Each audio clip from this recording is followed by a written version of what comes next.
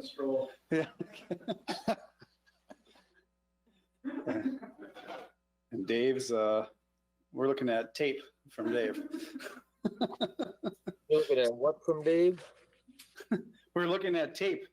So from your camera. Really?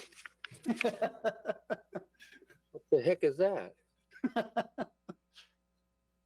It's the reverse screen. Oh, my webcam is on.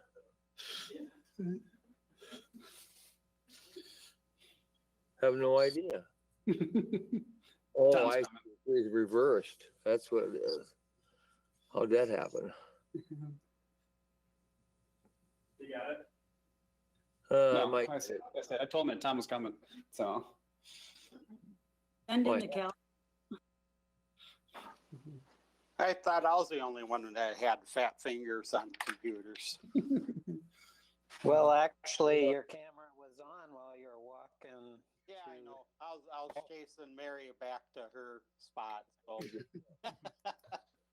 That doesn't sound good. Well, it was amazing. I could move that fast. That's all. Oh. Okay. Thank you. Are we ready? We ready, Matt? yep, it looks like it. If you want to Tom. maybe call the order. We'll call the meeting to order. Mayor and Council, thanks for coming. I know we have a couple people that have tuned in virtually for the public hearing. It looks like they've probably have the rules for virtual meetings, so I appreciate it. For anybody who does join virtually, I just ask that you mute your screen and your audio. There will be a portion of the hearing tonight where the council will take feedback from the public. So you're welcome to then unmute your screen and your microphone at that time.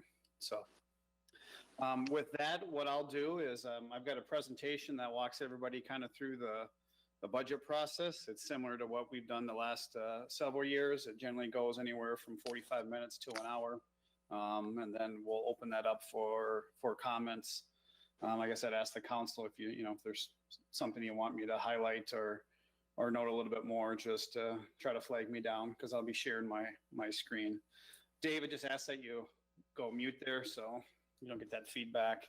Gary, the same with you as well, obviously. So with that being said, I'm going to share my screen here and I'll get into the presentation portion of our public hearing tonight. Just give me a second.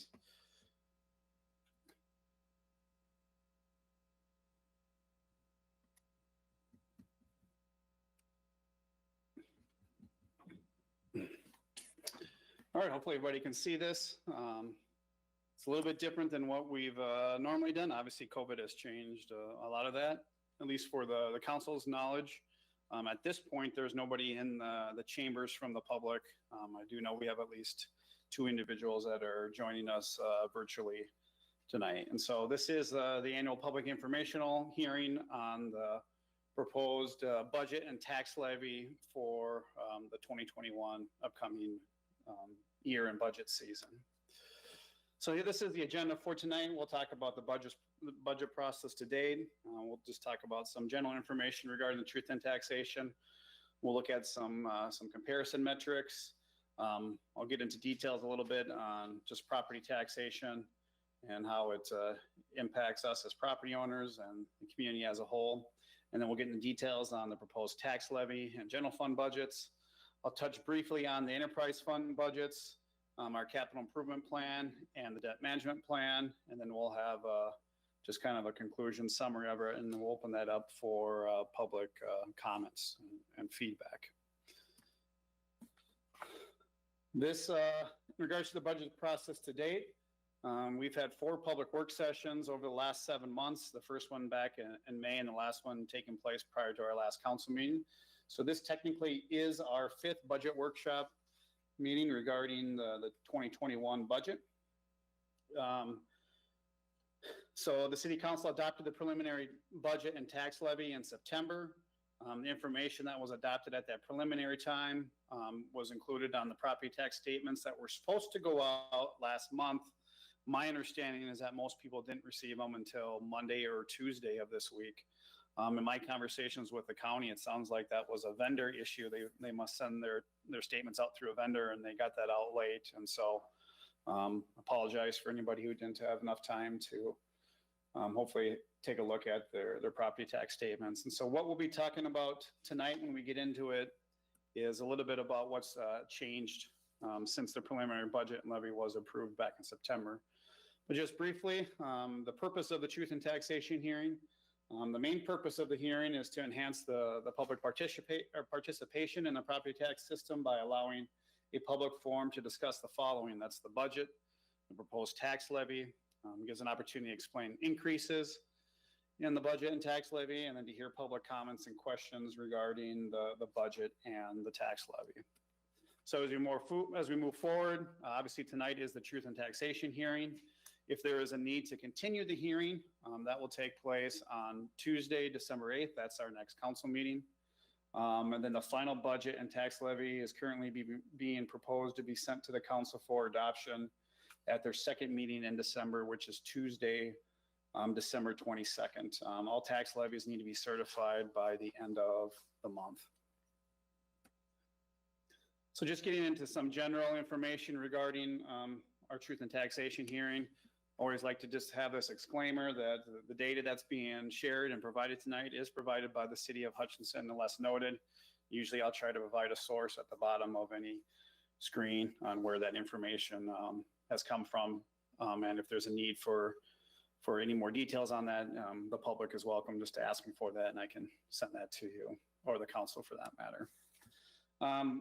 This is my annual reminder, and I always try to do this at the first part of every truth and taxation hearing, that tonight we discuss the city's share of your total 2021 proposed tax bill, not property values. And I share that because this is year number 19 of me doing a truth and taxation hearing, and I think for every one of my previous 18 years, somebody always shows up to talk about property values.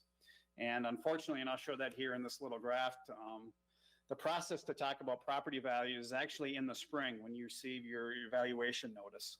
So generally, that may be more like May or June. A couple of years ago, the city council moved to an open book type of forum, and that's generally held at the county assessor's office. And so I would just encourage the public, those that are watching or attending virtually, that if you've got concerns on your property value, is to pay attention when you get your notice this spring for when that hearing will take place. And that's the correct time to discuss and potentially dispute any property values. But since it's bound to have people show up that have an interest in their property values, I do like to share a little bit of information briefly on that. So when it does come to valuations in Minnesota, the market value of a property is determined by January 2nd of the year prior to the year in which taxes on that property are due. So in other words, market values for taxes payable in 2021 on the statements that you just received were actually set in January of this past year, or of 2020. And when it comes to property values, their property values in the statements recently received are based off of home sales from October of 2018 to September of 2019. So it's generally about a year behind in regards to values. And it's important to note that values, for the most part, are determined by how sales are taking place within the community. And that's based off of state law. State law mandates that values need to fall within 90 to 105% of what the market is saying when it comes to property values. So property owners will receive new notices on market values from the assessor in March or April of 2021. I would encourage that questions on those evaluations should be addressed at the open meeting law in May or June of 2021. I'd like to share this graph just so maybe people have a better understanding of what they may be seeing on their property values. This is our report regarding median home sales in Hutchinson looking back to 2010. The number that you'll see for 2020, that is based off of sales through October of 2020. And one thing I think this graph shows is that we've seen a pretty significant increase in sales prices within the community.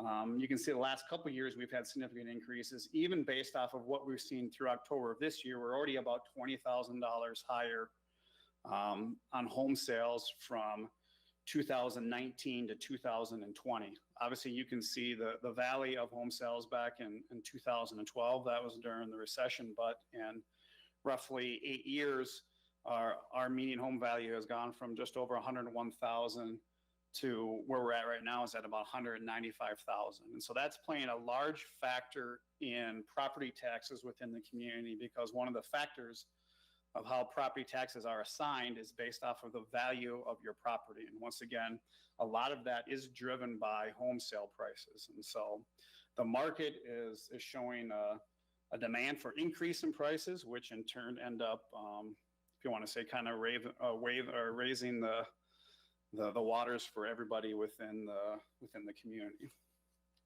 So that's just my little bit on property values, because like I said, I know a lot of people do tune in to talk about that, or to maybe ask about that.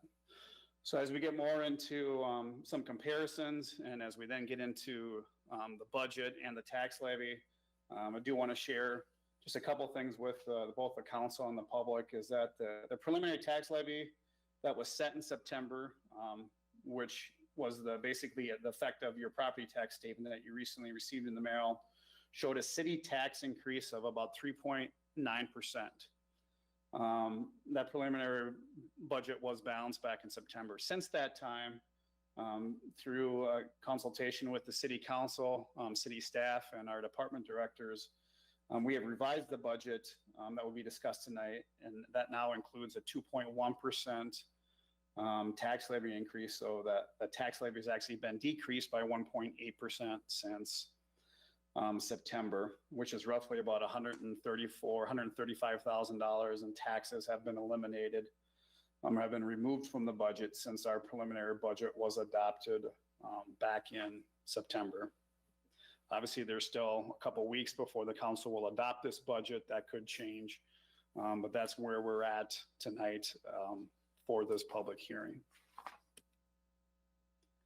So before we get into more of the numbers regarding, our proposed budget and levy, we do like to spend a little bit of time just looking at comparisons on how do we rate, or how do we look compared to other communities. And one of the first things that we look at is the other communities within the county. And so this is based off of the 2020 average city tax rate. Once again, this is just the city portion. I think it's important for the public to realize that, because when you got your statement, you're going to have your county portion, your school district portion, your special districts, but this is just the city's portion of that tax. So when we look at our 2020, Hutchinson has the second lowest property tax rate within the county. We've been at that, I guess, number 2, at least in my 5 to 6 years being here in Hutchinson.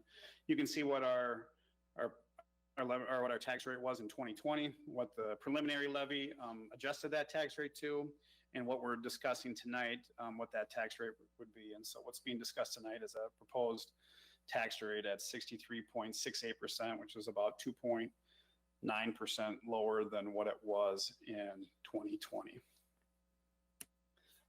So one thing that we also like to look at, obviously we look at the cities within the county, but then we also like to compare ourselves to other outstate regional centers. And just so the public knows, this is based off of 2019, where the county was based off of 20, and that's just because of the data that's available from the state. Usually we won't get 2020 data till sometime in 2021. And so our best comparison is 2019.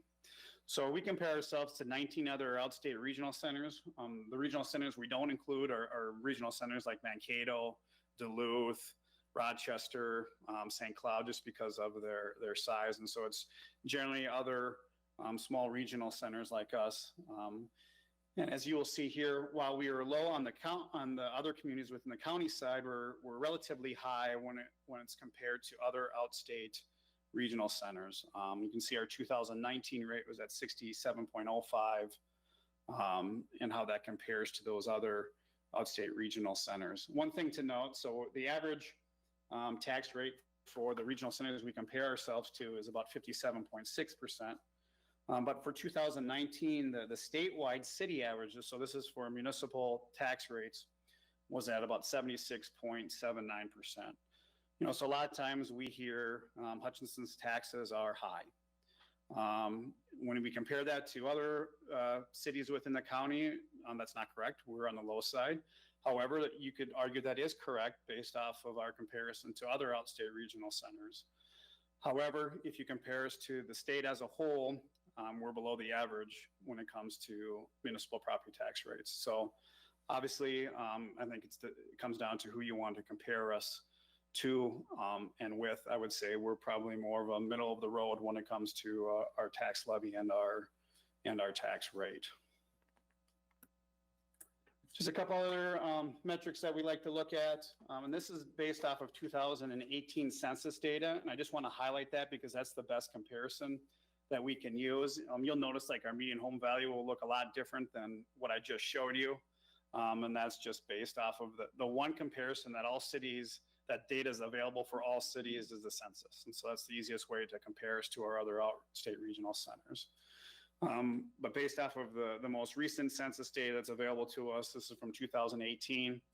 Our poverty rate is at 8.5%, which is the second lowest of those outstate regional centers. The one that's lower is New Ulm. And we actually just flip-flop with them in the past, or at least based off of the last amount of data.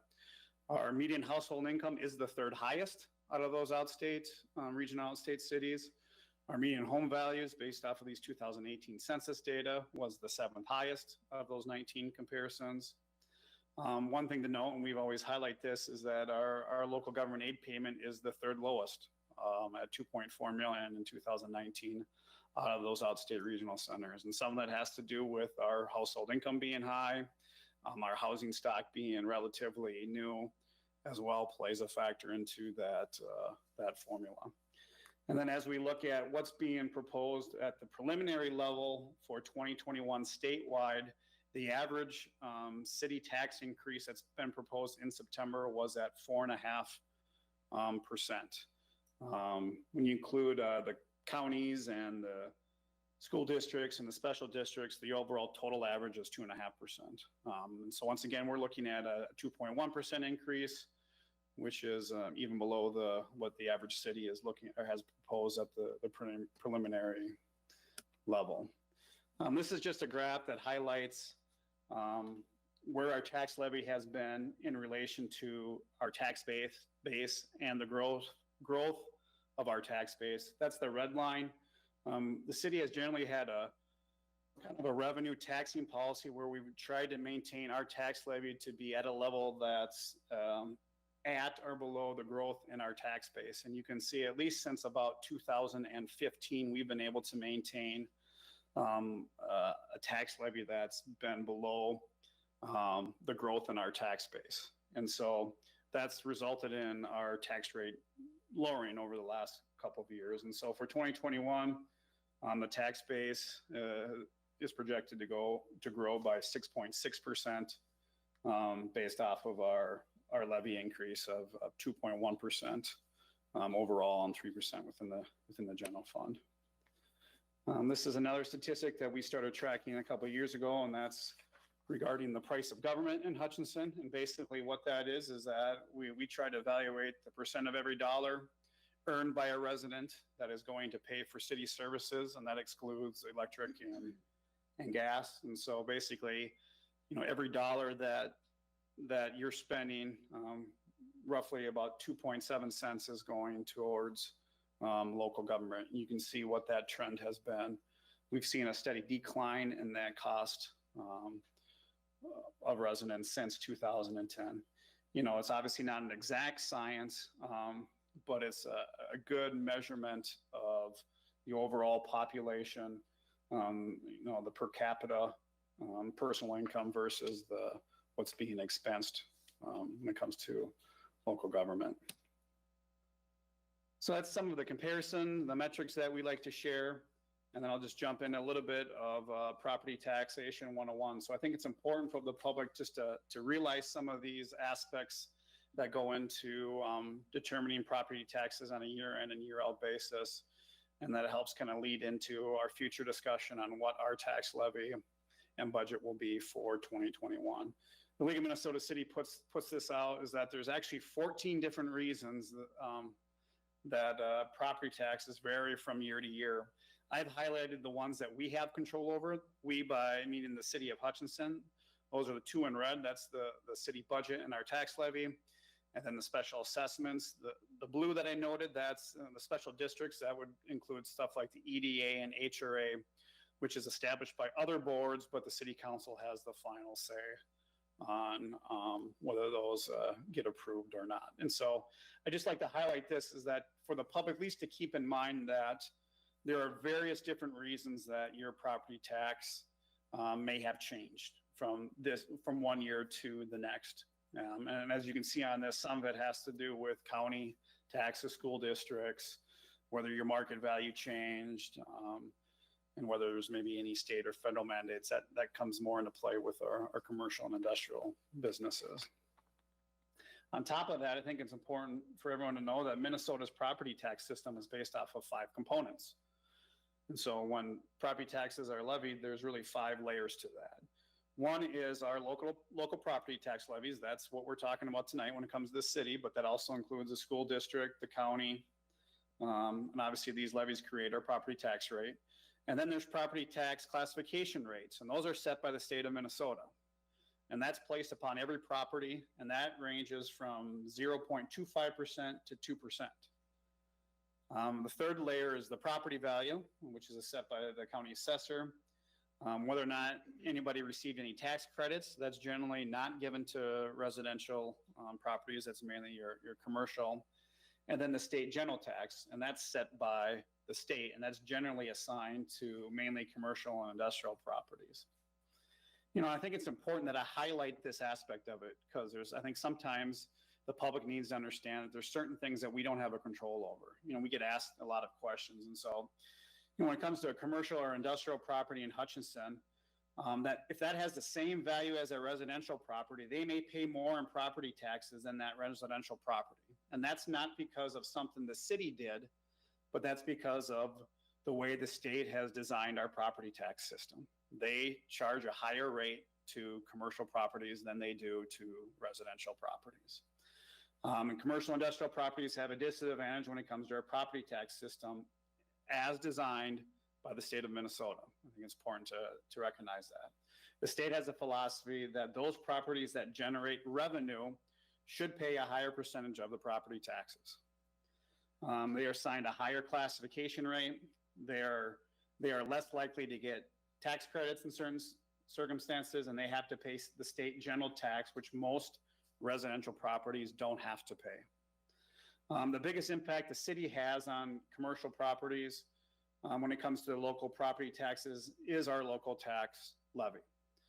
However, that is the same for residential properties as well. But I think it's important to remember that the way the state system is set up, it's disproportionately impacted on the commercial business. So the higher the levy, the bigger portion of the pie a commercial and a residential property has to pay. However, raising our tax levy has a bigger proportional impact on the commercial industrial properties because of the way the state has the system set up. And so I know there's a lot of times we receive questions specifically from our commercial properties, and I think it's important just to highlight how that is set up at the state level, and just for all of us, especially those in the policy-making decision, have an understanding of that. So one thing I do like to at least identify for the public is how do tax rates get set, and there's a portion of that, and this gets back into the tax levy that's being proposed. And I've just kind of put this formula out there. It's based off of the total tax levy that's set by the city council, and then it's divided by the total tax capacity. And this is where we get back into that tax capacity has grown faster than our levies have. And that's why we've seen a lowering of our property tax rate over the last, actually, I think since about 2014 or 15. And the tax capacity determined by multiplying a property's market value by its classification rate. Once again, that's depending on if it's a residential property, a commercial property, a rental property. That's how those classification rates get assigned. And so, yeah, I won't read through this whole thing. It's in front of your screen, but that's just kind of a quick little thing for the resident if they want to determine what their their city's portion may be on their taxes. And so we just put an example out there, for a home in Hutchinson that's maybe valued at $175,000, it's going to have a market exclusion, which is a state tax credit. And then it's going to be assigned a classification rate times our city tax rate. So if we look at a home in Hutchinson that's valued at $175,000, based off of the budget and levy that we're proposing tonight, they're likely going to pay about $978 in city taxes. For comparison purposes, that same home would pay about $1,167 in Glencoe and about $1,130 in Winstead. So that's a good way to kind of look at the city's tax rate and how that compares to other communities within the county. So just before we jump more into our proposed tax levy and budget, I do want to share just some of the options that the council has looked at. We've highlighted in blue what will be discussed tonight. What's currently being proposed is a 2.1% tax levy increase. If you go to the far right of my screen, you'll see what the preliminary tax levy increase was. But roughly based off of what's being proposed tonight, if you have a home that's valued at about $175,000, it's going to be about a $20 increase in the city's portion of your tax levy. I would note that if your value did not increase from one year to the next, you likely were to see a decrease in your property taxes. So for instance, if your home was valued at $166,500 last year and that value remained the same, you were likely to see a $35 decrease in your property taxes with what's being proposed tonight. I think one of the reasons I highlight this is to show that the increase in property values is more of a driver in increases of property taxes than necessarily the levy. Now, obviously, if we had a lower levy, that would bring down that number as well. So, then I just touched briefly on the homestead credit. This was put in place in 2011. Most of you, if you have a property tax statement, you'll see that exclusion specifically identified on your tax statement. And essentially what that does is that it was a repeal of the market value homestead credit, and it was replaced with what's called now a market value exclusion. And essentially what that does is excludes certain value from your property of being taxed. And that's, I guess, the state's way to give some credits to some of the residential properties. And so I always like to highlight that because every now and then that question does come up and does get asked. So one thing I do obviously want to highlight is just the increase that we've seen in our market value here over the last several years, actually dating back to 2002. You can see a significant increase in our value and the impact that has obviously on our tax rate. And I'll just note that, obviously market value growth is good. It's good for our community. It allows that tax burden to get spread out thinner throughout the community. And so we've seen for 2020, a 5.9% increase in our property value, and this was on top of a 3.7% increase in 2019. And as we've noted, the early figures showing we're expected to see another 6.6% increase in 2021. And so we're continuing to see good growth within our community. And actually, since about 2012, the average growth has been about 3.7%. So right around 4%, we've seen an annual growth of value within the community. And so before we jump into our budget and tax levy, this is just a pie that kind of shows that at least in 2020, when you paid your tax bill, where did that kind of go? And you can see roughly, 36% goes to the city, another 32% goes to the county. And then you can see the dollar amounts that go to the school district and for the debt and their operating amounts. So I know this is a lot of information, and as we get to the public comment portion, I can gladly go back and touch on any of this. So that's kind of, I guess you want to say the prelude to what we'll get into now is more of a discussion on the proposed 2021 tax levy and general fund budget. One thing I do like to share with the public is our mission statement, because as I've noted every year, especially during this time and when we're preparing our budgets, it's my belief that the city's budget and tax levy is one of the biggest policy decisions that a city council will make, because that really helps drive where our money goes and how it gets spent. And so with that in mind, I think it's important to know what is our mission statement. And so the city of Hutchinson exists so that residents, businesses, property owners, and visitors are provided with quality services and programs that support a safe, healthy, sustainable, and business-friendly community with a small-town atmosphere for a cost of government similar to or less than comparable outstate Minnesota cities. And we have identified 6 core areas to focus on to establish that mission statement. And so I think it's important for the public to realize that when we are putting together a budget, it's with these 6 core areas in mind, is that we're providing a budget that maintains our public safety, that provides residents and visitors a safe environment with protection of property, that provides health and recreation, that provides for multiple modes of transportation, that provides economic development, and more specifically, diversification, job growth, and employment opportunities, that we end up being good stewards of the land. We provide concepts that are sustainable and environmentally friendly, and that we have good government, which is the citizens perceive that the city is delivering quality services at a reasonable price, and that there's adequate planning for the future. And so I think it's important that we're not just slapping numbers onto a spreadsheet, that we're trying to do this with these 6 things in mind when we are developing the budget. And obviously this comes in with input from directors and then the 5 elected officials that are obviously a part of this public hearing tonight. And so as we dive into the proposed tax levy for 2021, this is the breakdown of our tax levy. We have really 3 aspects of the city's portion. That is our general fund tax levy. That is a tax abatement that we have for Upanorantown, and then it's our debt fund. And so when it comes to the general fund levy, we're looking at a 3.3% increase. And basically our general fund is what kind of provides the day-to-day operations of the city. That's your public safety, your snow plowing, administrative, finance, all falls into that. We're actually looking at a decrease in the tax abatement by about $15,000. That just has to do with the assessed value, and that's how that number is determined. And then our debt funds are expected to remain the same once again in 2021. And that debt levy goes to help pay our debt obligations that the city has incurred over the years. And so with those 3 aspects in mind, we're looking at an overall tax levy increase that's being proposed of 2.1%.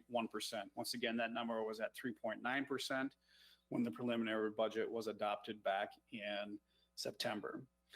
We do put on there the EDA levy and the HRA levy, because as I noted before, those levies are set by other boards. However, the city council has the final say. I guess you could say they have veto authority over those proposed tax rates. And the 5.9% increase in the EDA and the 3.6% increase in the HRA are the maximum that's allowed by the state this year. Every now and then people ask, well, what does the EDA do and what does the HRA do? The EDA's goal is to promote job creation within the community and expand our tax base. That's essentially what those tax dollars are going for. We've had many successful stories over the years regarding the work that the EDA has done. And then the HRA advocates for safe and affordable housing within the community. They do own a couple Section 8 housing units within the community as well. As I noted previously, the statewide preliminary average levy increase was at 4.5%, with the overall statewide increase is at 2.5%. So you can see we're below that average at this point. This is just kind of a summary of what that $2.2 million goes to pay for. These are our debt obligations, and these are the proposed debt payments that we'll be looking at for next year. You can see, obviously, we've got some special assessments that go into to help pay for our debt obligations as well. But this is just a breakdown of our current debt obligations here at the city. And we'll go into this in a little bit more detail in the future as we talk about our debt management plan. But we have a plan in place to where you will not see a significant increase in that debt levy It's planned for steady growth. And actually, we've had several years of that levy remaining at the same. From a tax levy comparison, this is a look back at the last 10 years and where our levy has been. And so since 2011, we've seen an average increase of about 1.9% in our proposed tax levy. And it's been a little bit higher since 2015 at about 2.4%. But generally speaking, we're right around that 2% average. And actually looking at the last 5 years, we've seen increases of 1.7%, 2.8, 2.4, 3, and 2.1%. And that once again takes into account all of our, that's our total tax obligation. And so that's just kind of to show you. You can see there were several years where the general fund was not increased, and that was mainly during the recession years. And then you can see that at least since 2016, we've not had an increase in the proposed debt levy. So just a couple additional points to highlight regarding the tax levy. The proposed 2021 tax levy includes the 6th straight year of an increase in the general fund portion since 2011. The proposed 2021 tax levy includes the 5th straight year of a 0% increase to the debt fund portion of that levy going back to 2013. And that's not expected to increase again until 2023. And at that point, it'll be, I think, 1% or 1.5%. So there'll be slight increases in that. Compared to about 10 years ago, our tax levy is about 18.6% higher. And as I noted previously, it's about a 1.9% growth in the average year. And then just on a per capita tax, we're looking at about a $10 increase from 2020 to 2021. And I just wanted to spend a little bit of time talking about our tax rate because I think it's important for the public to realize that you may see increases in tax levies. Obviously, that's a factor in the tax rate, but it is the tax rate that gets assigned to your property that determines how much your property pays, at least from the city standpoint. And as we shared a little bit earlier, the city's growth in tax capacity, which is projected to be at 6.6%, continues to outgrow the tax levy, resulting in a decreasing city tax rate. The 2021 city tax rate is expected to be 2.79% lower than the 2020 tax rate, and that Hutchinson's tax rate has decreased each year since 2014. Now, I know the question might be, well, if the tax rate's increased since 2014, how come my property taxes keep going up, especially on the city side? And that's going to point back to property values. As I shared earlier, in 2012, the median home value was at about $101,000, and as we're coming to an end this year, that's expected to be right around that $190,000 to $195,000. So that's been a significant driver in some of those taxes going up, is the increase in that value.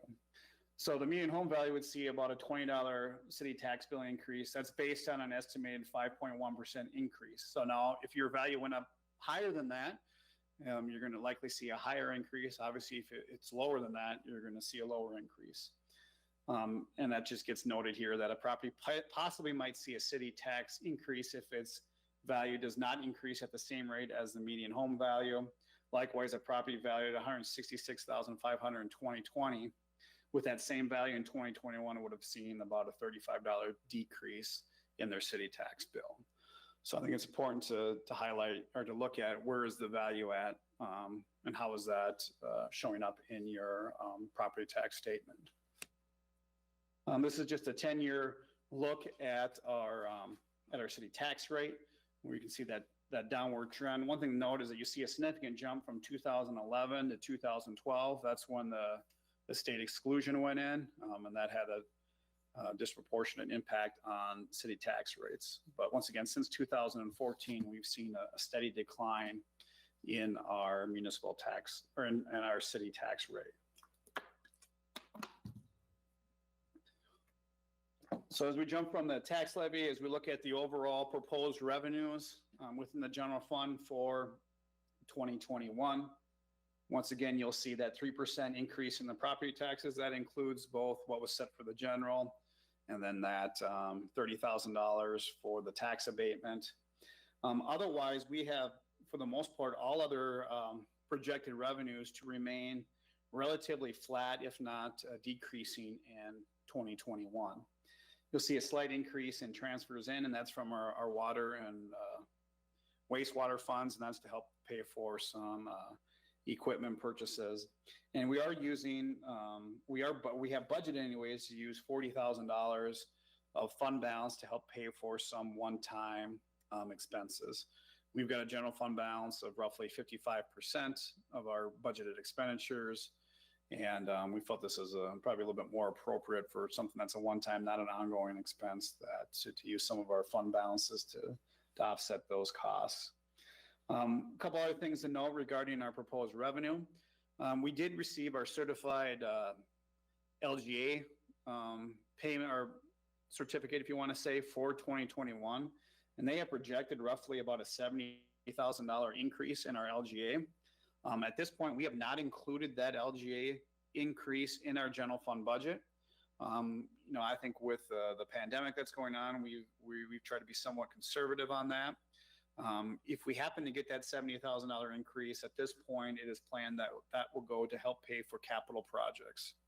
And so I think it's important for the council to understand that and for the public to see it. A couple other things that's included in this budget that we have seen in past years is that 2020 was the last year of our pilot increase, and that's our payment in lieu of taxes from Hutch Utilities.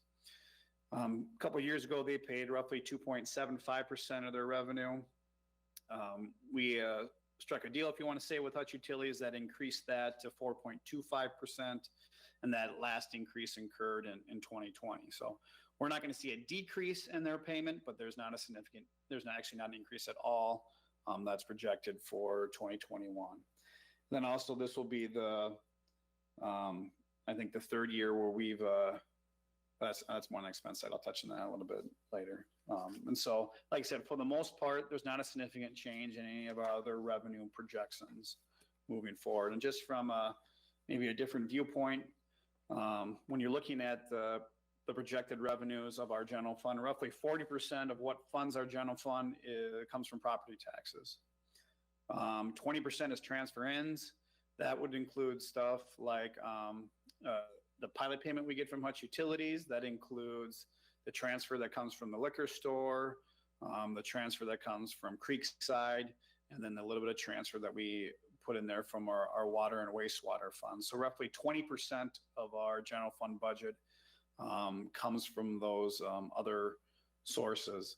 The charges for service is about 20%. Once again, that's things like permit fees, using our aquatic center, our recreational facilities, goes into our charges for service. Our intergovernmental revenue, which is about 13%, that's our state and federal aid that goes into a general fund. It's roughly about 1.7. And I actually have to apologize. License and permits are not included in the charges for service. That's obviously a separate block here. That's about roughly 3%. And so that's the permits that we may charge. Sometimes we hear, well, just increase your permit fees. As you can see, that's only roughly 3% of our general fund budget. And so while it has some help, it's not a significant impact in the overall general fund revenue. So just a couple additional facts on our revenue. I think it's important for the council and the public to realize that current revenue projections assume a somewhat return to normal. And so we've made projections based off of some of our pre-COVID numbers. So that, as I noted previously, the general fund does include a 3% tax levy increase, of which portion of that is our tax abatement. Like I said, property taxes account for 40% of the general fund. There's no more pilot percentage increase. This is year 3 of 5 of phasing out HSA funding from our self-insurance fund. One thing that I didn't touch on previously, but we are budgeting for a $50,000 increase in the transfer from our liquor revenue fund. And that's because we had debt fall off. So the debt that was set out when the liquor store expanded several years ago was paid off in 2020. That's about $120,000. At this point, we're only transferring $50,000 of that into the general fund. We're currently working with Candace on coming up with a capital improvement plan to kind of help obviously maintain that facility and make sure that it stands there for the next 30 years. And so that's what our plan is right now for that other 70,000. It's very well possible that we could increase that 50,000. We're not there yet, I guess, at this point. We still have some evaluating to do. And then, as I noted previously too, the general fund also includes the use of fund balance in the amount of $40,000 for some one-time expenses. And as we noted, expecting most other revenue sources to remain relatively flat or decrease. So when you look at the proposed revenue for 2021, it's about a 1.7% increase over 2022, which includes obviously that property tax increase within those numbers. So going from general fund revenues, we'll jump into general fund expenses. For 2021, we are projecting about a 1% increase in wages and benefits. This is actually significantly lower than what we've seen in the last couple of years, and there's a couple of different factors for that. One, we received really good news regarding our health insurance. We're not projected to see any increase in our health insurance costs for next year. And then on top of that, we've had several retirements in the last year, which has actually allowed us to lower some of our projected wage and benefit costs going into 2021. Otherwise, we have minor increases to help cover costs related to supplies, services and charges, miscellaneous expenses, transfer outs. That's the city's share of the HATS facility. Excuse me. And then that capital outlay, that's money to help go to pay for some improvements out at the police training facility. So for the most part, expenses are staying relatively flat as well as we look at moving into 2021. For comparisons, the public may want to know, okay, where's that money going? Obviously, I showed you some of what we consider more of the auditing accounting standpoint, but so you have a better understanding service-wise where that's going. You'll see here there's not a real significant change in where we're allocating our money. Roughly 34% goes to the police, or goes to public safety. That includes the police department, fire, and building inspections. Another 15% goes to streets and highways, and I will note that does not include capital expenses, and we'll touch on that a little bit later. General government is just under 26%. That's everything from administration to law and legal, to planning and zoning. Culture and rec, that's obviously our parks department, everything within our parks department. The library is roughly 23%. And the miscellaneous, that would be our cemetery and airport, stays relatively the same. So, and I would say these percentages haven't really significantly changed in my time. This is probably relatively the same of what we've looked at over the last 5 to 6 years. Outside of culture and rec, I think increasing when we added the aquatic center a couple of years ago. This is a look back at the general fund budget and how expenditures have changed over the last 10 to 11 years. A couple of things to highlight in this. The really low years were the years that we had our state funding reduced, and were years of where we decreased our workforce. You'll see a significant jump from 16 to 17, and that is the added use of the aquatic center. And so you've got a pretty significant budget that came on board when we opened up that. Now most of that is covered by revenue sources. And then we've hired back, if you want to say, some of the employees that were let go during the early recession years. But even with that being said, I think we're still about 10 staff members short from where we were probably in the late 2000s when it came to staffing here at the city. Some additional facts on general fund expenses. As we noted with on the revenue side, it's the same with the expense side. Our projections assume a somewhat return to normal, or once again pre-COVID. Wages and benefits increased by just over 93,000. That's roughly about 1%. In years past, that number is closer to that 2 to 3% range, or maybe even 4%.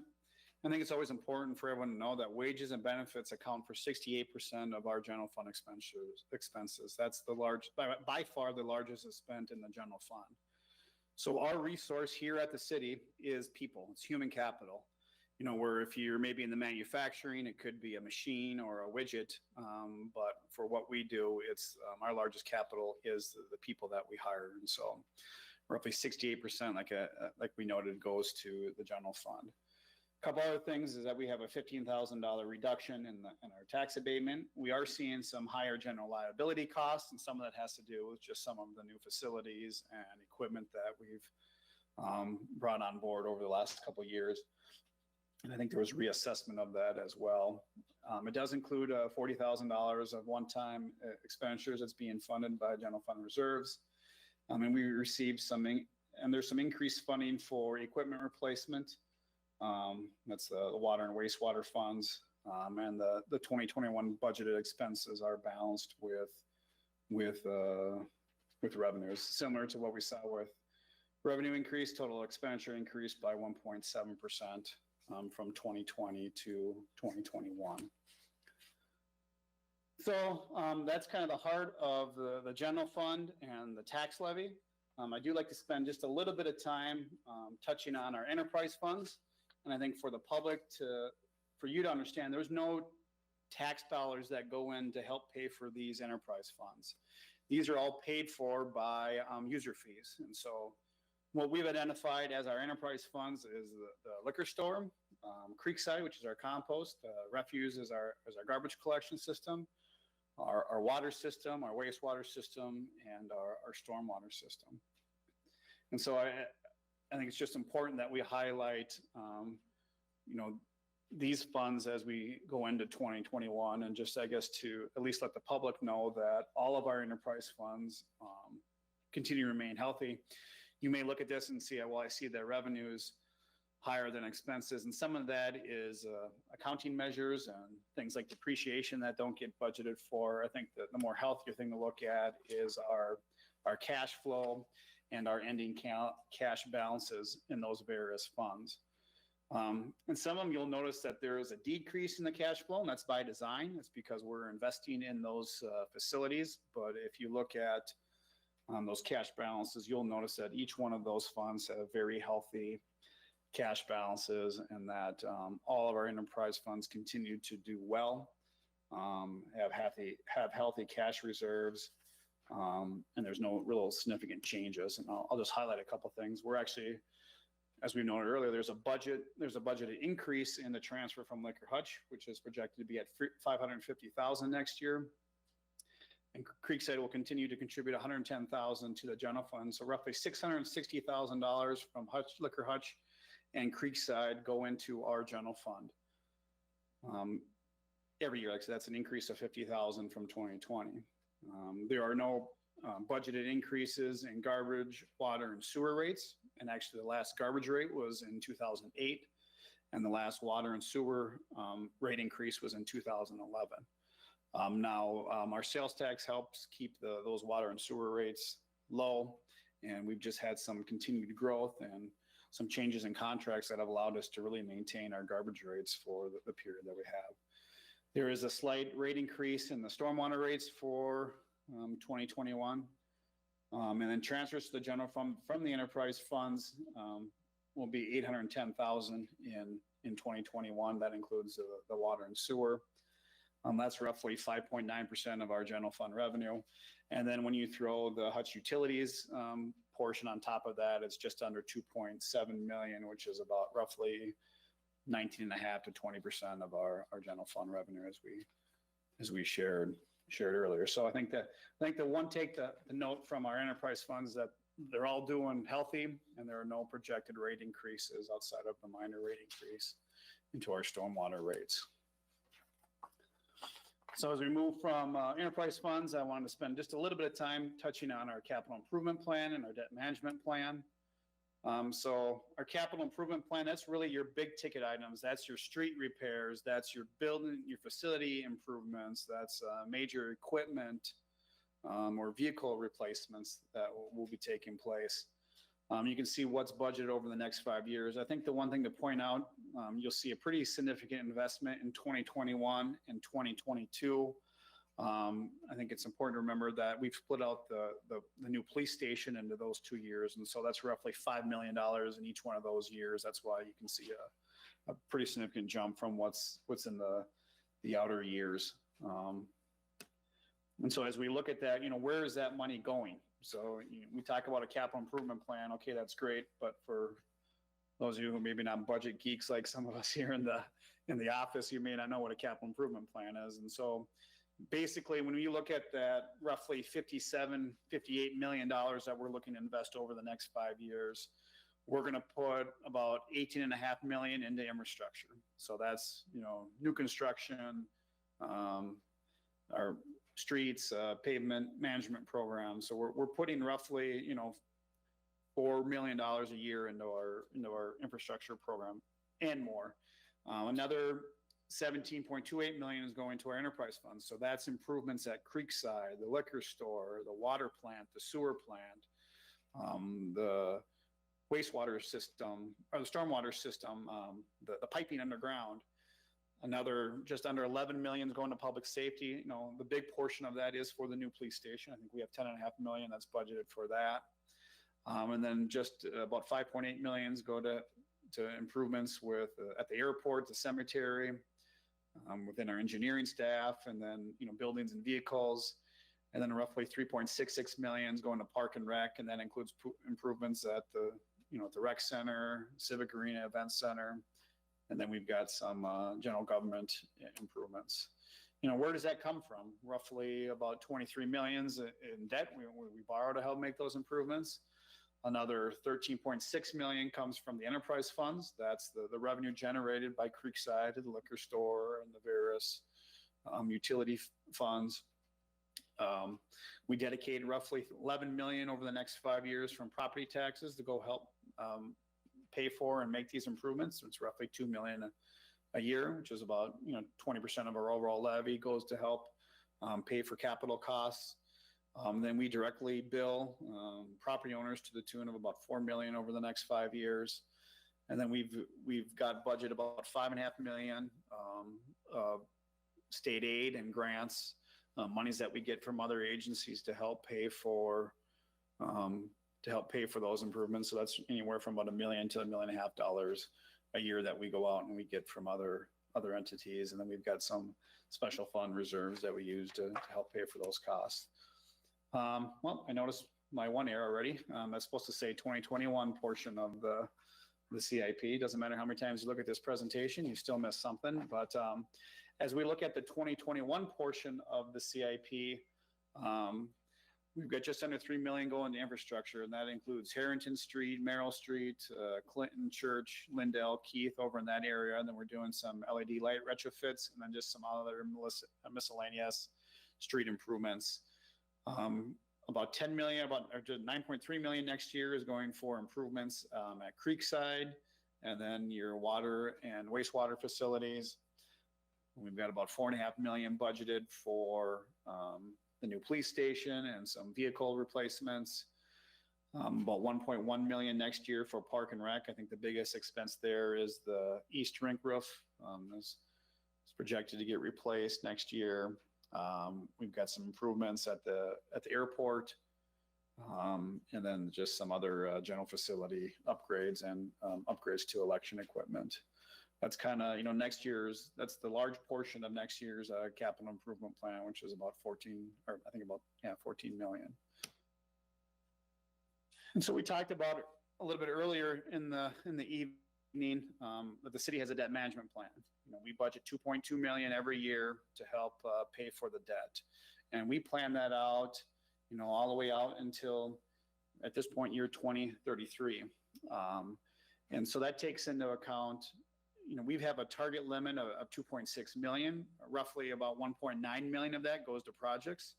But in recent years, we've actually seen that money, if you want to say, extend further because of how low the interest rates are. And so you may recall, I think we did about 2.2 or 2.3 million this year because of the low interest rates. As we know, we haven't had a levy increase, but with that being said, we are projecting that come 2023, we'll start seeing some increases in that tax levy. That'll be about a 1.7% increase. And some of that is a couple of years ago, we extended that project limit to help us do more. It went from 2.2 million to the current amount of 2.6 million. I would note this plan does not include anything related to the new police station. And so we've talked about that would be separate from our current debt management plan. So as we bring, I guess, the point of me talking and then open this up to the council for any questions and the public for any questions, I do want to just kind of bring this into a summary for tonight. So in regards to our changes from 2020 to 2021, we're looking at overall general fund revenues of just over 13.68 million, with expenses matching that, which is a 1.7% increase from 2020 to 2021. We're showing a general tax levy increase about 3.3%, with our tax abatement going down, and our debt tax levy staying the same, which shows an overall municipal tax increase of 2.1%. When you include what the EDA is going to do and what the HRA is going to do, the total tax levy impact from 2020 to 2021, or at least what's being proposed, would be an overall tax increase of 2.3%. Once again, I think the important thing to note is that the city's portion of that is 2.1%. What's the biggest factor behind the levy increase? And I would just simply note, general wage and benefit increases are expected to cost us an additional $93,000. Some secondary factors include increased equipment costs and liability insurance, and really no significant increase in any other revenue sources. Just a reminder that a 1% levy increase is equivalent to about 74,000. Just over 74,000. That's just over 52,000 within the general fund. Some additional information regarding our budget. The budget assumes normal operations with no negative impact from the pandemic on those operations and programs or revenue collections. There's no significant increases or cuts in staffing or any changes in the current services that are provided by the city. As I've shared before, staffing costs and capital needs are the biggest quote unquote driver of our budget on a year in and year out basis. Fund balances of the city continue to remain high, and the fiscal condition of the city is healthy, which is good to report, especially during the past year that we've had. The state budget forecast, which came out yesterday, I think surprised a lot of us, but they are now projecting that they're projecting a surplus for the current 2-year budget cycle, but unfortunately a budget deficit for the next one. And so just as we think back to even conversations we had a week ago as the council, back in May, the state came out and they had a projected deficit of 2.3 billion for this year, or for this biennium, and that the next biennium was looking at a $4.7 billion deficit. So since from May until when the budget was released yesterday, we went from a $2.3 billion deficit to now a surplus that's projected at $641 million, and then a $4.7 billion deficit for the next biennium, which is now projected to be at about $1.27 billion deficit, which is obviously still some concern, but it's a significant change from what we saw, as early as a week ago.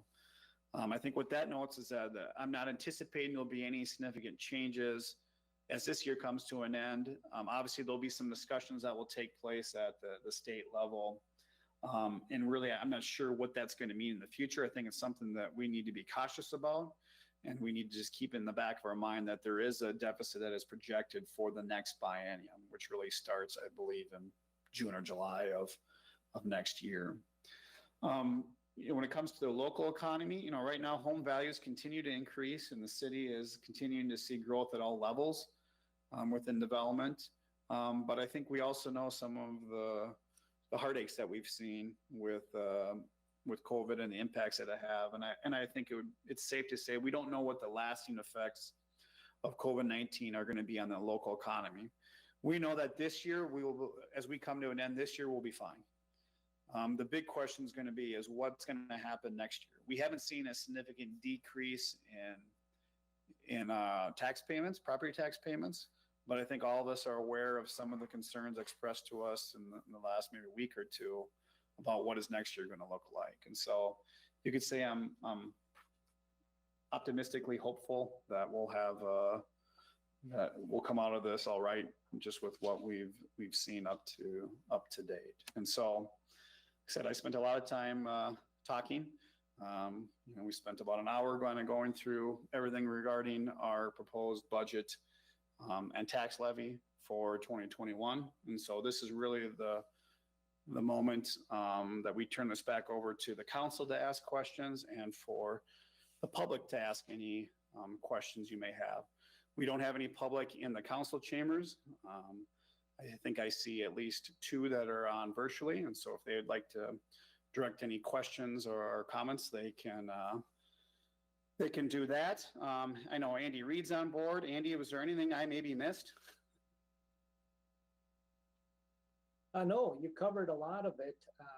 I just want to say, as Matt pointed out, our budget assumes somewhat back to normal. There's the uncertainty out there with the pandemic, but I believe we put together a fiscally responsible budget to present to you guys tonight. Yes, it has a minor tax levy increase, but it doesn't affect city services or programs. So yeah, I think we put together a pretty good product for you, and I hope you guys are happy with what's in front of you tonight. We did have, since it's virtually, this is, I guess, somewhat nice. They can just send us a message. And so there's a question from Morgan asking what will happen with the current police facilities buildings once the new safety center has been built. At this point, it's, we haven't, I guess, finalized any of those discussions at the council, but I would say it's our intentions that those buildings will be sold. And actually, I think we planned into our budget those facilities being sold, and part of that revenue will help pay for the expansion of that facility. And then her second question is, what's the longer term plan for the event center?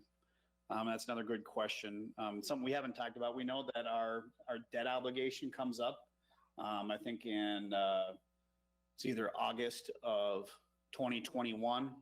And so I think that's probably a question that we'll look to answer in 2021.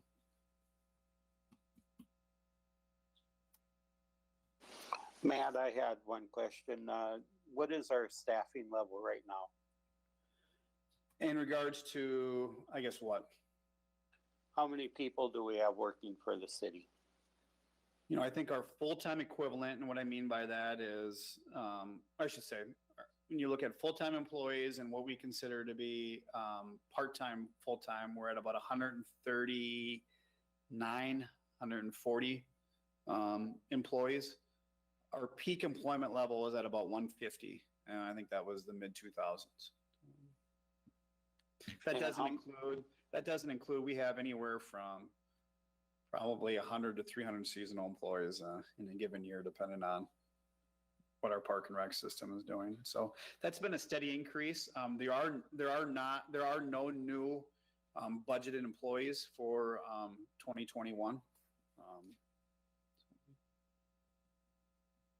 That was good. You answered my second question before I could even ask it. That was good. Mm-hmm. We had another question that came in from Sandy asking, what is the schedule for planning and construction of the new safety center? Well, Sandy, that's a great question because we're going to be discussing that Tuesday at the council meeting. So you're welcome to tune into that. At this point, we are in the early design of the new police station. The council will have an update of that at Tuesday's council meeting. I would say a preview of that is that what the current plan shows is probably a demolition of the current Econo Foods building this spring, with anticipated starting construction on the new police station probably late summer or fall. And I would say some of that's going to probably depend on what the bidding world looks like.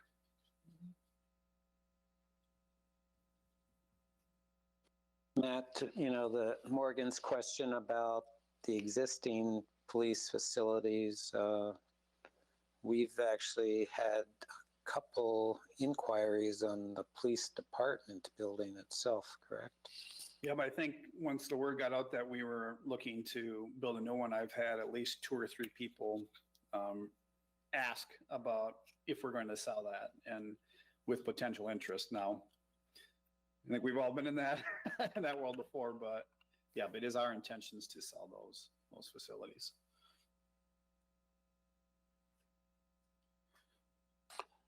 Does anybody else have any questions for Matt? I guess I did, if there's nobody else in the public.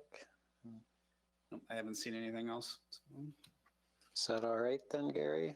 You know, for the council? Yeah, Steve, go ahead. Yeah. Okay, Matt, I guess I was wondering on the debt management, you know, previously, even the earlier graph from this year, it showed that the debt levy would flatten off again in 2032 and 33, I believe. In the graph that you showed, it's going up on those years. So just wondering if that was a mistake or there's a change. Yep, I've shared that graph here. Maybe I'll hand that over to Andy to answer. So. Yeah, I think it might just be the way that graph came over in the PDF, because the data within the graph has it at 2.6 million. Actually, you know, we don't hit that target out until about 2036 now with my latest projection. So that's why it's still increasing. It hasn't gotten to the 2.6 yet. And I think this is a function, as Matt alluded to earlier, the interest rates are so low. You know, keep in mind, this plan is very fluid. As each year we add new debt, that new debt may be at different interest rates from what we originally planned. And just to give you a sense of when we revised this plan back in, I believe, 2016, we were projecting future interest rates at 3%. Now we're closer to 1%. So that's why you're seeing this bigger gap now in this graph between the future issues, the green bar and that target line, which is a good thing. We can do a couple different things with that gap. We can either increase our annual project levels, or we can use that gap to help fund the new police station debt as well. So yeah, it's positive, but I guess we just have to see. I don't expect interest rates going up for the next couple of years at least. And I think my model assumes, I believe, the year 2026 getting back to fairly normal interest rates. So something we have to keep our eyes on and take advantage of these low interest rates here. Sure. Okay. Thanks. I'd sent a note, you know, in every budget session, we talk about the fleet program and how underfunded that really is on an annual basis. And we've adjusted some things with some equipment, certificates or whatever, but just wondering now that you've done a good job of lowering, you know, the levy, you know, is this an opportunity to just add some incremental increase to the fleet program? Because there's never going to be a chance to really put a significant amount in there all at once, but our best chance to address that is just through some incremental kind of consistent increases. So do we have a room to do that? I know you had mentioned, Matt, that there are still some health insurance questions that were hanging out there. So. Yeah, and actually, and I'll let Andy jump in here too. We actually, those health insurance have been factored into what was presented tonight. We had some increases, but then we also had some decreases. So it ended up being not a very significant amount. If you may recall, a week ago, I think we were actually looking at about a 2% increase in the general fund, and that went up to 2.1%. So I think it was about a 15% increase from about a week ago. One of the things that we did do this year, or what's being proposed, some of that money that's coming over from the water and the wastewater fund is going into the fleet. So it's about, is it 30,000, Andy? Correct, 30,000. But I guess to your point, Steve, I mean, that we know that that's a deficit that's out there. I think the goal that we try to have based off of the conversations we had in September was to lower that tax levy to I'll be honest, maybe to as low as we could go. But if there was a desire to potentially bump that up a little bit, that's where we would obviously direct some of that money to the fleet if that would be the case from the city council. We know that that's, it's something we're working on. We're slowly bringing that number down. I think if we're being honest, I don't know if we're ever going to get to a point outside of having to probably raise taxes. And I don't think we've done a full analysis yet. And Andy, maybe you can fill me in after this on, are we going to maybe start borrowing for some of these purchases where we've always just figured cash to pay for everything? So. Right.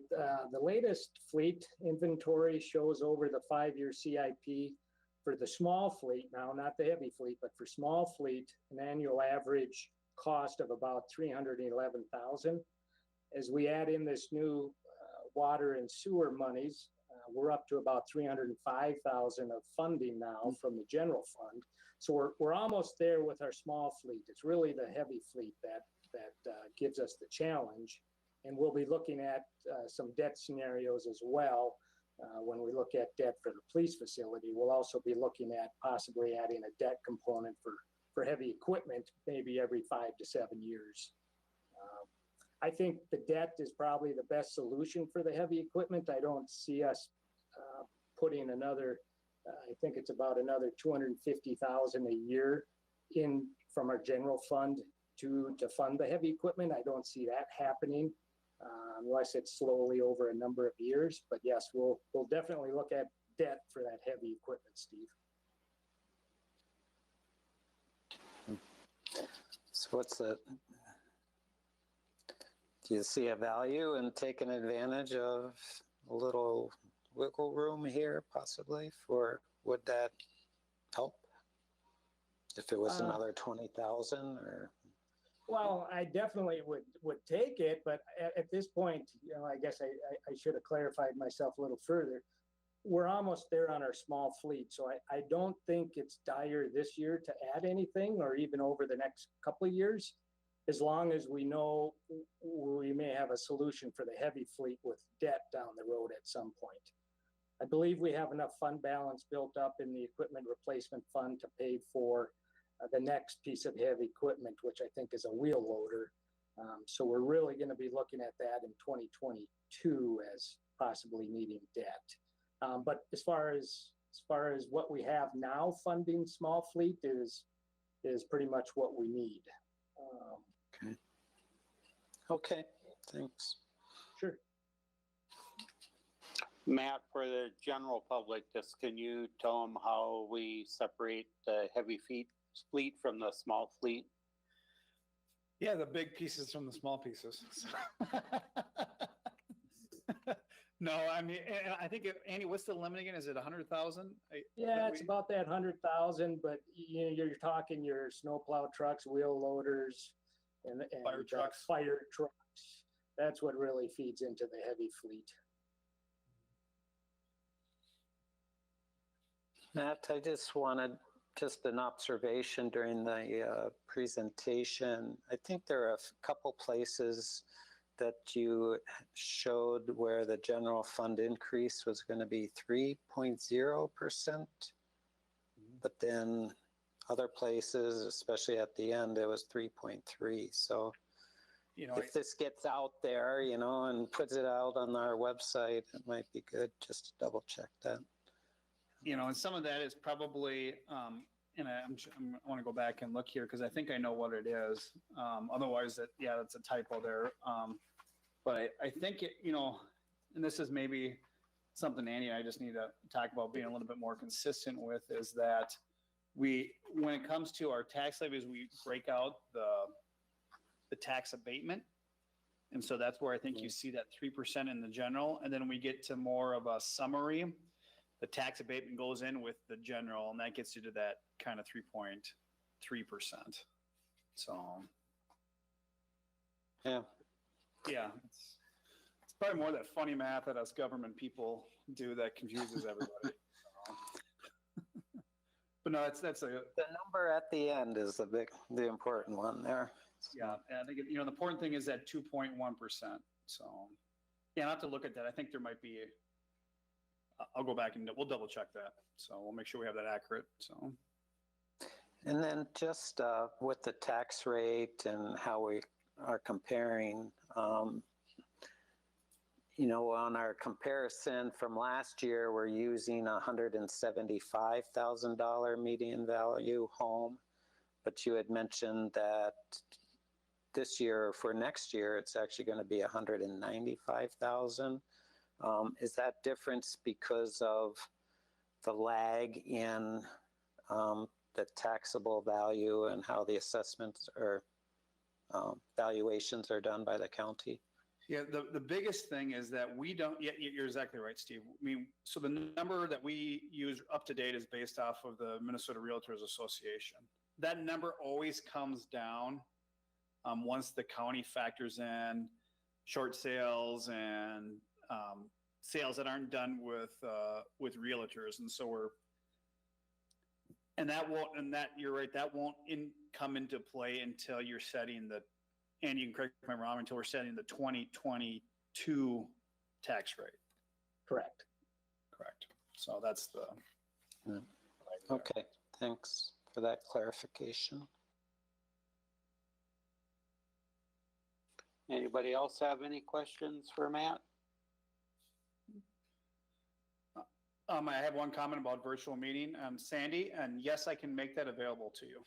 If you'd like to have that, just shoot me an email, kind of like you did this last time, and I will make the virtual meetings available. So I said we generally haven't just because they've been broadcasted by HCVN, but I'm always, every now and then we do allow people that need to get in. Just send me an email. Anything else from the public? Matt? I don't see anything. All righty, anything else for Matt from the council? Otherwise, we can close the meeting. Yep, just need a motion, obviously, to close it. So I'll make a motion to close the meeting. Second. Motion by Mary, second by Chad to close the meeting. Roll call, Mary, Aye. Chad, Aye. Dave, Aye. Steve. Aye. Aye, motion carries. Thank you, everyone. thanks, everyone. We'll see you Tuesday night.